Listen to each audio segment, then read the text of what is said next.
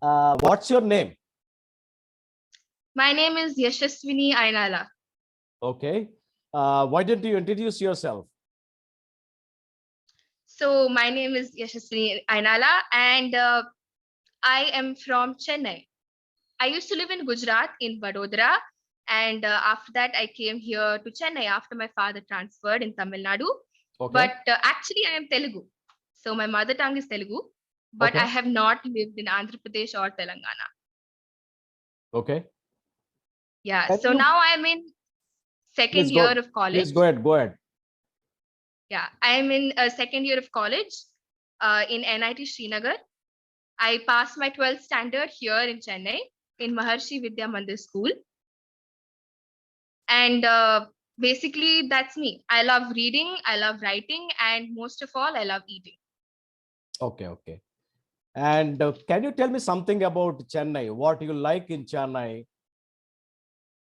So there is a person, her name is Preeti, Preeti Pattabiraman. And she told that this city smells of culture, coffee, and the coast.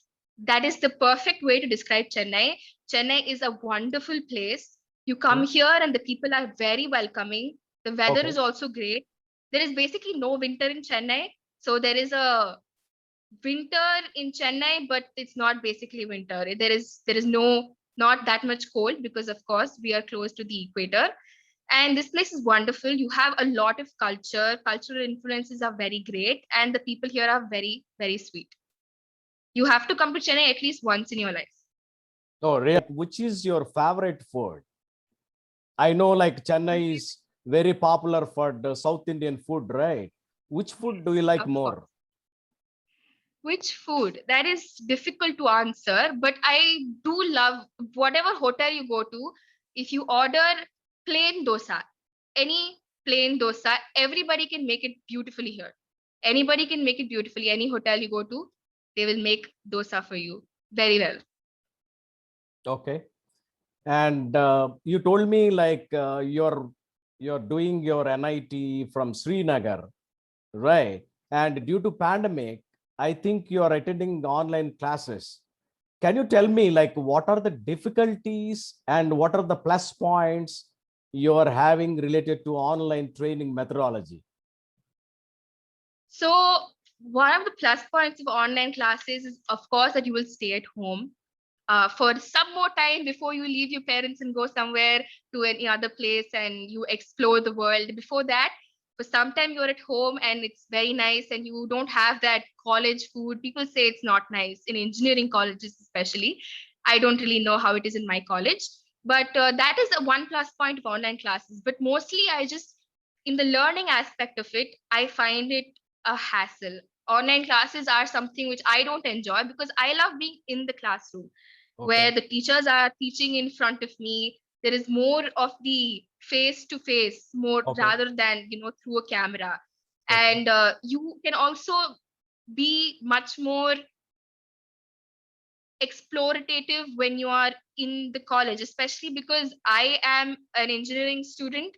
I am going to workshops that I'm missing, which I will be going to if I was there in NIT. I'm missing the workshops and I'm missing the labs. And this is much worse for medical students because they need to you have cadavers and they have to explore every part of the human body, and they can't do that unless they are actually in college Yeah, and yeah. doing it practically.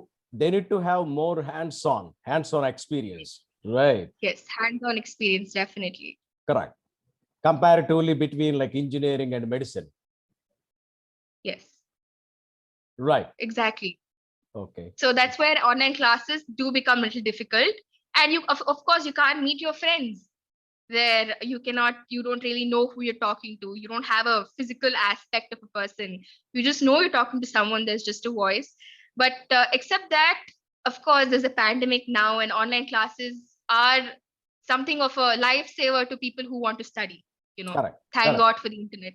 Correct.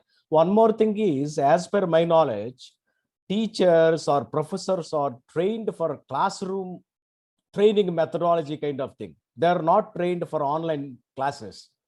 That's the reason Okay. they are also unable to give their 100% like lecture. Do you accept with me? Yes, I mean, of course, there are a lot of teachers who don't know properly how to use these Zoom or Google Meet or Microsoft Team and all these uh, applications. They don't know how to use them, and thus it's a little difficult. And you are completely right.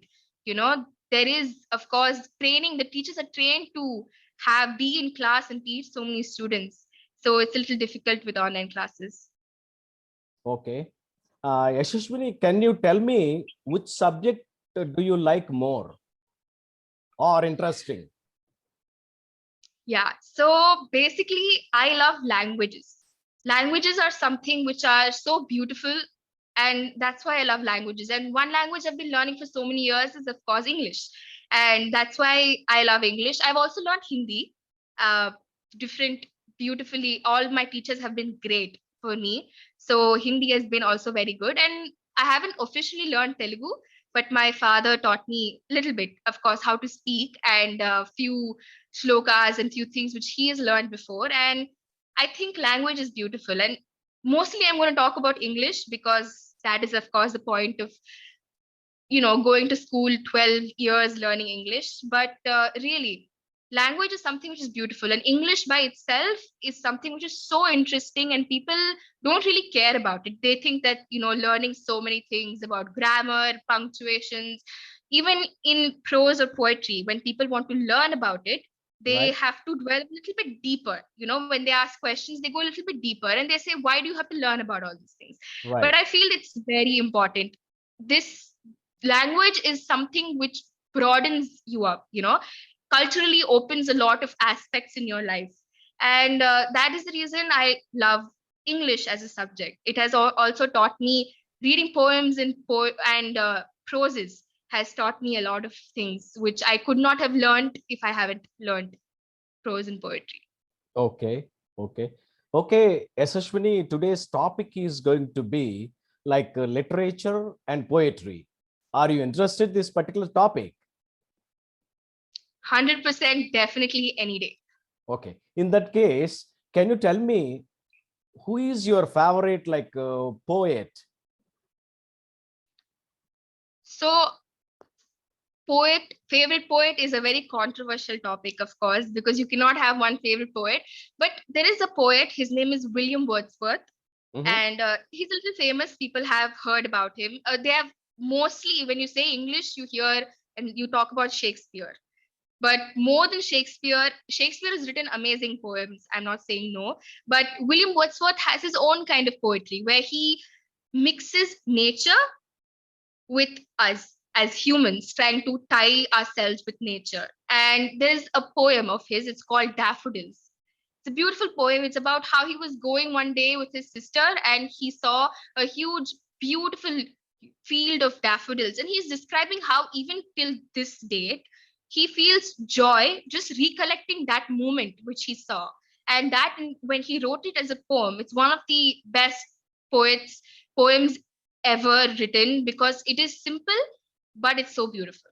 So William Wordsworth is definitely one of the best. But there are also many other poets which I love poems. So I really love. There are so many poets I love. So there's Shakespeare, there is John Keats, and there is Alfred Lord Tennyson. And Okay. even nowadays, there are women like Maya Angelou, there is Nikita Gill. I love all of them. But William Wordsworth is definitely iconic. Yeah, yeah. In that case, can I know which is your favorite book? Favorite book. Mhm. Okay, so favorite book, again, it's a little bit. I have never thought about what my favorite book is. I have I've known that someone will ask me someday that what is my favorite book, but I think it would probably be a book called Clockwork Princess. It's Okay, part of a series by Cassandra Clare, okay, and Clockwork Princess is one book, and it is beautiful. okay, right. When you Uh, ask me about politics, I will of course say Pride and Prejudice by Jane Austen. It's one of the best books I've ever read. mhm. Okay, okay. Yashashwini, can you tell me, see, Mhm. reading is value added for the improvement of the communication. Do you accept with this particular statement? Can you repeat it? I'm sorry. See, you have a habit of reading, right? That Yeah. particular reading habit is value added to improve your communication skills or not? Of course, reading definitely helps in communication a lot. So when you have reading itself is like an art, So George R.R. Martin said, a reader lives 1,000 lives before he dies. So reading, the more you read, the more you will know. And the more you learn, the more places you will go, and the more well you will learn how to speak and communicate with people.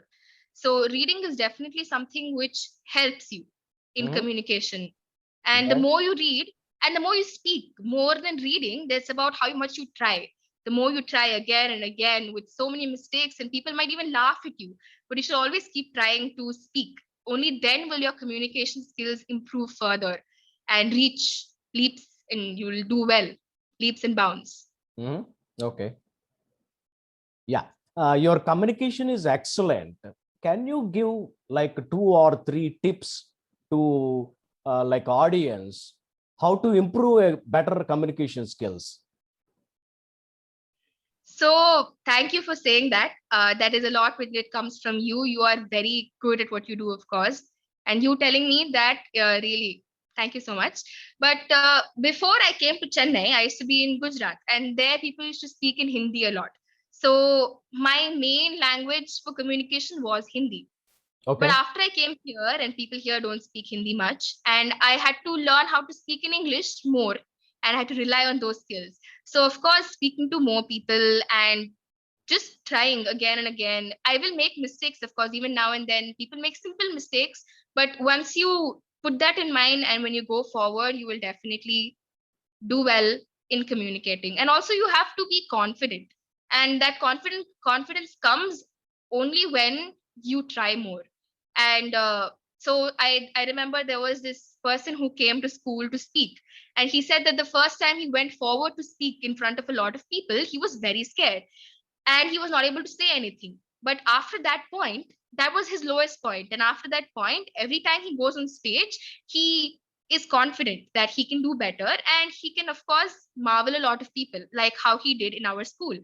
And that moment always gives me a lot of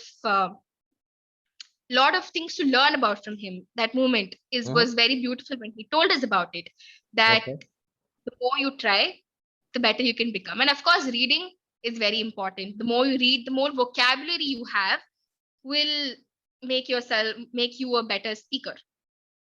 Mhm. Okay. Can you give any tips like how to improve like vocabulary?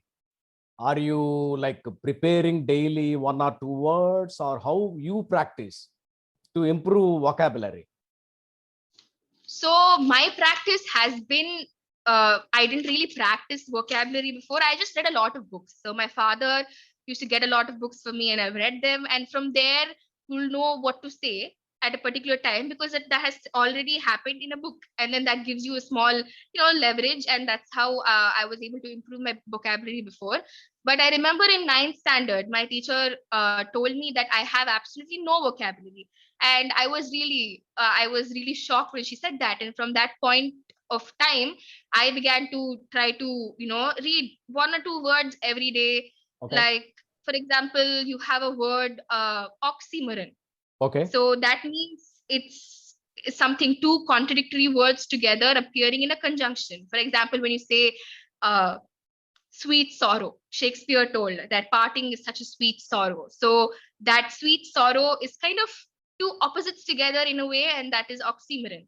So the more you read about these things and the more you learn, that is how you improve your vocabulary. And reading is very important in vocabulary building. Okay. Okay. Sounds good. And I have a last question for you, Yashashvi. Can I know Yeah. what is the meaning of your name? Any idea?